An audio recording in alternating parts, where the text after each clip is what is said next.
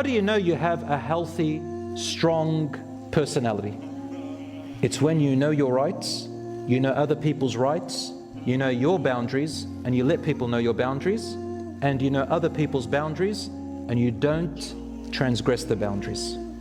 And in this are relationships that become either sick relationships, toxic relationships, lively relationships, or dead relationships. How? It's got to do with rights and boundaries. A lively relationship is when it's filled with justice, kindness, mercy, giving, forgiving, pardoning, talking, discussing. That's called a lively relationship. Husband and wife, friends, brothers and sisters, all of you. Sickening relationship is when you only do things because you don't want the person to be upset. Oh, I better go, man, but I just don't want to upset them. But you've got priorities. I don't want to get them upset. That's low self-esteem. There's a polite way of saying, sorry, I can't, and saying no.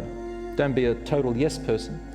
The toxic relationship is when people expect you, or you expect them to do something that is not their obligation. They don't give you anything in return, and if you don't do it, they will guilt trip you as if it's an obligation. An example, if you have two friends and you decided to invite one friend to a coffee, the other friend finds out, and let's say the other friend is a toxic type.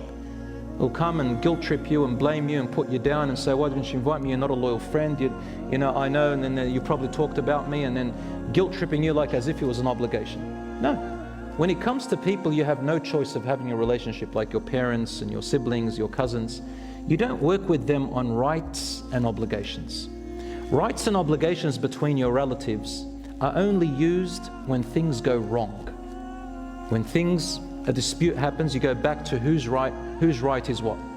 But family should be based on kindness, empathy, goodness, sacrifice, and giving up some of your rights. Not all of them, but some of them. Same with the husband and wife.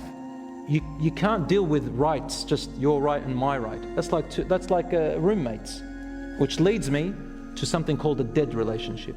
A dead relationship is where everyone is indifferent.